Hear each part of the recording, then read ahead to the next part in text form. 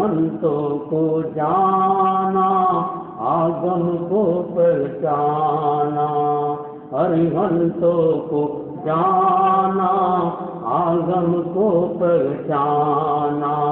द्रव्य क्षेत्र गुण पर्यायों से जिन सम निज को माना। द्रव्य क्षेत्र गुण पर्यायों से जिन सम निज को माना। भेद ज्ञान ही महामंत्र है, भेद ज्ञान ही महामंत्र। मोह मिर्छयकारा, रोम रोम से निकले प्रभुवर नाम तुम्हारा, प्रभुवर नाम तुम्हारा। अपने मन मंदिर में तेरी ज्योति जगाऊं, अपने मन मंदिर में तेरी ज्योति जगाऊं। अपने मन दर्पण में तेरा ध्यान लगाऊं, अपने दर्पण में तेरा ध्यान लगा। तुम मेरे स्वामी हो, तुम मेरे स्वामी हो, मैं सेवक हूँ तुम्हारा। रोम रोम से निकले प्रभुवर नाम तुम्हारा, प्रभुवर नाम तुम्हारा। जीवन की सूनी राहों को आबाद करो वरदान से, जीवन की सूनी राहों से आबाद करो वरदान से। भर दो जीवन में खुशियाँ अपने चमत्कार से, भर दो जीवन में खुशियाँ अपने चमत्कार से। जीवन में कुछ करने को मांगो आशीर्वाद तुम्हारा। रोम रोम से निकले प्रभुवर नाम तुम्हारा, नाम तुम्हारा। ऐसी भक्ति करो प्रभु की, ऐसी भक्ति करो प्रभु की, पाऊं ना जन्म तुम्हारा। रोम रोम से निकले प्रभुवर नाम तुम्हारा, नाम तुम्हारा, नाम तुम्हारा। श्रद्धा से नमन करे हम, तेरा अनुसरण करे हम। पल पल में स्मरण करे हम, महावीर स्वामी, महावीर स्वामी। ओंकार बिंदु संयुक्तम नित्यं ध्यायन्ति योगिनः। कामदं मोक्षदं चैव ओंकाराय नमो नमः, ओंकाराय नमो नमः। चैता भारहंवासं चक्रवर्ती महिप्रियो संति संति करे लोई पत्तो गई मणुत्तरम। आराध्य के पावन चरणों में वंदन। अत्य विराजित श्रद्धे मुनि श्री संजय कुमार जी स्वामी, मुनि श्री प्रकाश कुमार जी स्वामी, धर्म प्रेमी भाइयों और बहनों, भगवान महावीर स्वामी की वाणी है। खोम पिवासम दुस्तेजम शिवन्नम वरे भयम। अहियासे अब्बहियो देहे दुःखम महाफलम, देहे दुःखम महाफलम। बहुत सुंदर बात बताई।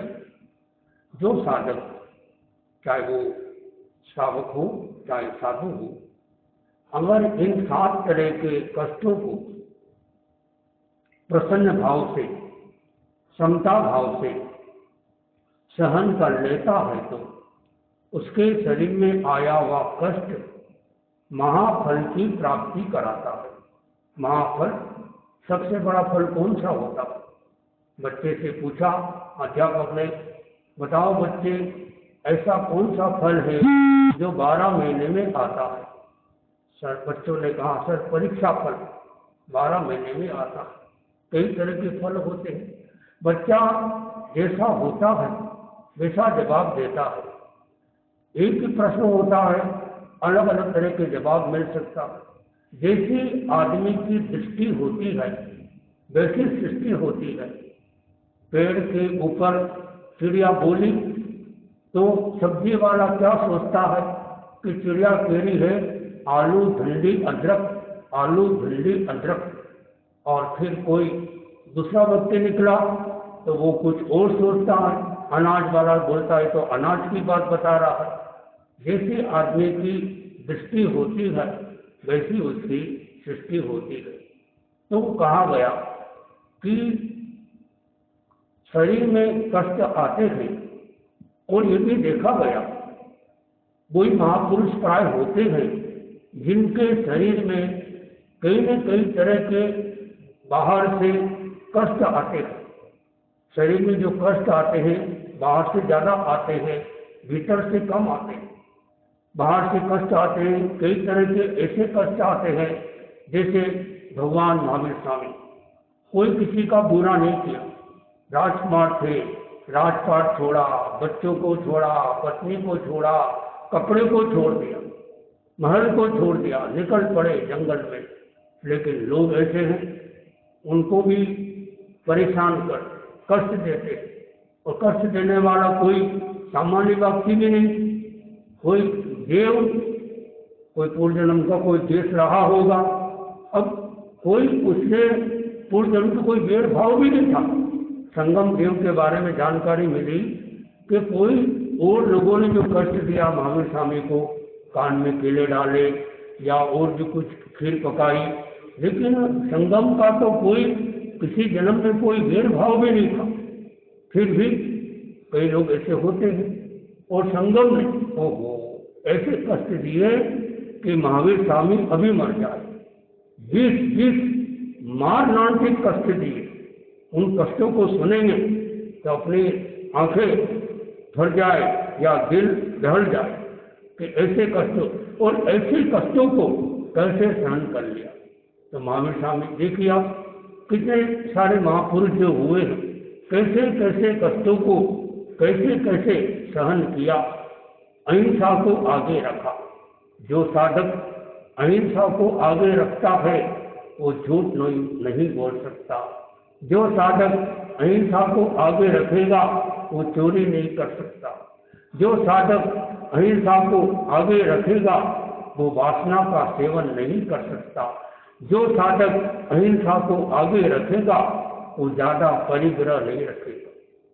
इसलिए 2 मार्ग बताए महावीर स्वामी ने कि यदि आपको संभव हो, क्षमता हो, तो आप अणगार धर्म का, जो हो अणगार धर्म का पालन, यदि हो सके तो अणगार धर्म का पालन करो।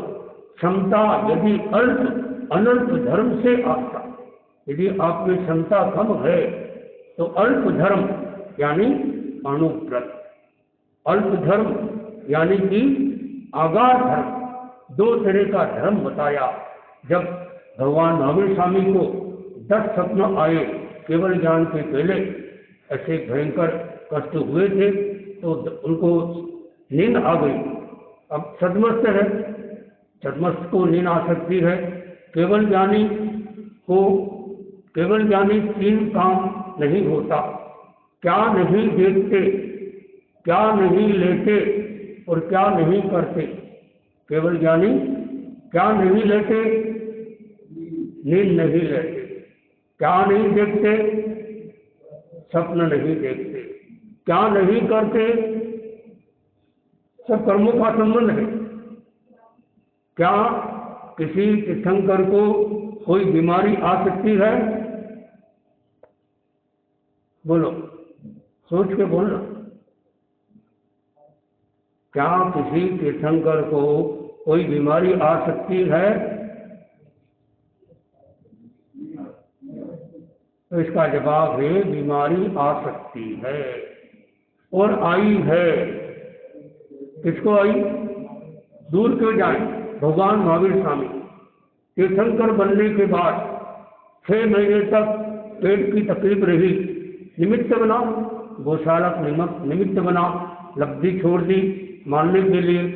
लेकिन जो 63 साल का पुरुष होते हैं वो अकाल मौत नहीं मरते, जब जितना आयुष्य पूरा है तभी मरते, लेकिन उसका असर तो होता। असर हुआ 6 महीने तक तकलीफ रही पेट को महावीर स्वामी को, केवल ज्ञान होने के बाद, तीर्थंकर बनने के बाद। अब प्रश्न होगा ऐसा क्यों हुआ, क्यों, क्या कारण है? तीर्थंकर बनने के बाद भी बीमारी क्यों आई? बोलो। वेदनी कर्म, वेदनी कर्म का उदय हुआ। वो भी कौन सा वेदनी? 2 तरह के वेदनी कर्म, साता वेदनी, असाता वेदनी। जो स्वास्थ्य अच्छा रहता है, जो खुशियां मिलती है, शरीर निरोग रहता है, ये भी वेदनी कर्म का उदय है। देखो कितनी गहरी बात। शरीर अच्छा रहना, बलिष्ठ रहना, संपूर्ण स्वस्थ रहना, ये भी लेकिन ये है साता वेदनी कर्म, और वो है असाता वेदनी। वेदनी कर्म के 2 भेद हो गए। और उदाहरण कितना सुंदर दिया कि वेदनी कर्म जो है वो है मधु लिप्त तलवार की धार के समान। जैसे मानो कोई चाकू है, चाकू के ऊपर में शहद लगा हुआ है, या मानो आज की भाषा में आपने कोई चाकू से कोई डिब्बा खोला आइसक्रीम का या श्रीखंड का, और उसके ऊपर में श्रीखंड लगा है, आपने सोचा चलो जीभ से साफ कर लेते, कई बार हो गए, तो जीभ से साफ करने गए तो पहले आपको जो शहद या आइसक्रीम या श्रीखंड लगा तो आपको बहुत अच्छा लगा, लेकिन आपने जब जीभ खींची थी, चाकू को खींचा, जीभ कट गई। ये क्या है? असाता में। तो साता असाता, तो इसका कारण क्या? वेदनी कर्म बंधन का कारण क्या? यदि कर्म के बंधन का कारण ध्यान में आ जाए तो हम कर्म से बच सकते हैं। कितने कर्म होते हैं? 8 कर्म। ज्ञानावर्ण कर्म बंधन का कारण है ज्ञान के ज्ञानी की असाधना करना। कोई ज्ञानी है उसकी असाधना करना, इंसल्ट करना, अपमान करना, चाहे वो किसी भी धर्म का हो, किसी भी धर्म का व्यक्ति हो, उसकी ज्ञान की और ज्ञानी की दोनों की असाधना नहीं करना। इससे क्या होगा? ज्ञानावर्ण कर्म का बंधन होगा। जब कर्म उदय में आएंगे आपको ज्ञान नहीं होगा, आपको ज्ञान नहीं चढ़ेगा, कारण कि अभी ज्ञानावर्ण कर्म का उदय हो गया। इसी तरह से दर्शनावर्ण कर्म का बंध होता है। किसी दर्शन का या किसी दार्शनिक का अपमान कर देना। जैन दर्शन सभी दर्शन को मानता है, ऐसा नहीं कि भाई मुस्लिम को नहीं मानता है, ईसाई को नहीं मानता है, बौद्ध को नहीं मानता है, इनको नहीं, हम सबको मानते हैं। मानना कोई गलत नहीं, जानना कोई गलत नहीं, जानो मानो। तो कोई अगर हम किसी भी धर्म का, किसी भी दर्शन का यदि हमने विरोध कर दिया, विरोध भी हिंसा है, हिंसा का भी विरोध नहीं होना, क्योंकि विरोध भी हिंसा है। आतंकवाद का भी विरोध नहीं हो, आतंकवाद की का भी विरोध नहीं करना, निरोध करना, रोकना, हिंसा को रोकना, विरोध नहीं करना। विरोध में हिंसा है, कोई चीज का विरोध नहीं। 3 तरह की हिंसा होती है, आरंभ जा हिंसा, संकल्प जा हिंसा और विरोध जा हिंसा। आरंभ जा हिंसा, आप लोग गृहस्थी हो, आपको खाना बनाना पड़ता है, कपड़े धोने पड़ते हैं, स्नान करना पड़ता है, खेती करनी पड़ती है, दुकान करनी पड़ती है, बच्चों को लालन पालन करना पड़ता है, कभी बच्चों को चाटा भी मारना पड़ता है, बहुत कुछ करना पड़ता है। ये सब क्या है? इसमें हिंसा होती है। लेकिन ये हिंसा मानो अनिवार्य हिंसा है, इसका नाम है आरंभजा हिंसा, नेसेसरी वायलेंस। इसके बिना आप रह नहीं सकते, लेकिन हिंसा का अल्पीकरण किया जा सकता, जितना बच सको उतना बचो। यह है आरंभजा हिंसा। दूसरी हिंसा है वो है संकल्पजा हिंसा। आपने मन में संकल्प कर लिया कि मैं इसको मारूंगा, बस मन में, मारा भी नहीं, बोला भी नहीं, मन में सोच लिया, वो भी हिंसा है, मानसिक हिंसा है। और आपने किसी को वचन से बोल दिया, वो भी हिंसा है। तो हिंसा कई तरह से होती है। और एक हिंसा होती है विरोधजा हिंसा। विरोध, कोई न आपको किसी ने मारा तो अहिंसक व्यक्ति कायर नहीं होता, वो शायर होता है, वो बचाव करेगा। लेकिन फिर भी अगर ऐसा लगता है तो वो ग्रस्त है, खुला है, अपना प्रतिकार सकारात्मक रूप से कर सकता है। तो 3 तरह की हिंसा होती है। तो हम पहले हिंसा से मानो नहीं बच सकते हैं तो और हिंसा से बचे। तो दर्शनावली कर्म बंधन का कारण है किसी दर्शन का या किसी दार्शनिक का अपमान कर देना, इंसल्ट कर देना, उसकी असाधना कर देना। और तीसरा है भेजने कर्म, उसका कारण है दुख देना और दुख नहीं देना। दुख देने से असाता भेजने कर्म का बंधन होगा और दुख नहीं देने से साता वेदनी कर्म का बंधन होगा। मोहनी कर्म का बंधन का कारण क्या बता सकते आप? मोहनी कर्म का बंध होता है, इसका कारण है तीव्र कषाय का प्रयोग, बहुत ज्यादा भयंकर गुस्सा करना। कई लोग होते हैं जिनके नाक के ऊपर ही हमेशा गुस्सा ही रहता, बस छेड़ने की जरूरत है, थोड़ा सा छेड़ा। कई लोग बोलते हैं महाराज साहब ऐसे तो गुस्सा नहीं आता है, कोई छेड़े तो आए। अरे बिना छेड़े तो सांप भी नहीं काटेगा, और छेड़े और गुस्सा ना आए। इसलिए आचार्य तुलसी ने कहा था सबसे बड़ी साधना है कि उत्तेजना के क्षणों में शांत रहना। जब स्थिति आए, लड़ाई झगड़ा हो रहा है, वहां से भाग जाओ, चले जाओ, कोई नहीं समझेगा कि हार गया, समझने दो। लेकिन एक बार गुस्सा आदमी शांत हो जाए। लेकिन कई लोगों की क्या आदत है, जहाँ लड़ाई झगड़ा हो रहा है, आचार्य श्री महाप्रभु जी ने लिखा कि आदमी को जितना रस लड़ाई में लगता है उतना रस रसगुल्ले में भी नहीं लगता। आप मानो रसगुल्ला खा रहे हैं और बाहर पता चले कि कोई झगड़ा हो रहा है, आप छोड़ देंगे, रसगुल्ला छोड़ देंगे, जाकर देखेंगे क्या बहुत रस होता है। तो कई लोगों को रुचि रहती है। तो कहा गया तो ये मोहनी कर्म का कारण है तीव्र कषाय का प्रयोग। भगवान महावीर स्वामी ने 4 प्रकार का क्रोध बताया। एक क्रोध ऐसा होता है जो होता है पत्थर की रेखा के समान। पत्थर पर कोई लाइन खींची हुई है, उसको मिटाना बहुत मुश्किल है। या तो पत्थर को तोड़ो या घिसाई करो तब शायद मिटे, बाकी मिलना मुश्किल है। दूसरा क्रोध होता है वो होता है भूमि की रेखा के समान। कच्ची मिट्टी है, उसके ऊपर कोई लाइन खींची है, थोड़ा उसको मिटाना कठिन है, लेकिन इतना कठिन नहीं, मिट सकती। तीसरा बालू रेत की रेखा पर, बालू रेत की रेखा के समान। बालू रेत है, हवा का झोंका आएगा वो रेखा मिट जाएगी। और चौथा क्रोध होता है वो होता है जल की रेखा के समान। पानी की रेखा खींचते तुरंत मिट गई, ऐसा क्रोध होता है।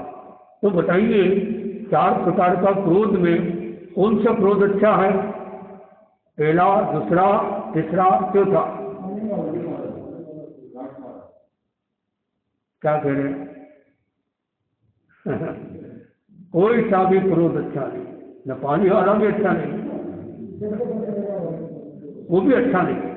देखो, एक क्रोध होता है एक्टिव एंगर, एक होता है पैसिव एंगर, अंग्रेजी में हिंदी कर देता हूं। सक्रिय क्रोध, निष्क्रिय क्रोध। सक्रिय क्रोध में दिखाई देता, आंखें लाल हो गई, अनशन बोलने लग गया, हाथ पैर धुलने लग गए, और कुछ न कुछ तोड़ फोड़ कर देता, वो सक्रिय क्रोध।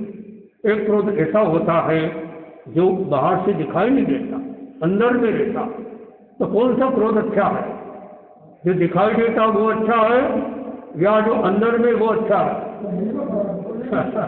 अब तो आप विद्वान हो गए, अब विद्वान हो गया। अब जवाब सही दो। कोई भी चीज जो खराब है वो खराब है। खोटे का फल खोटा, चाहे गुंडी जाओ चाहे कोटा। खोटे का फल खोटा, चाहे लांबोड़ी जाओ चाहे खरनोटा। खोटे का खोटा सिक्का दोनों तरफ से खोटा होता।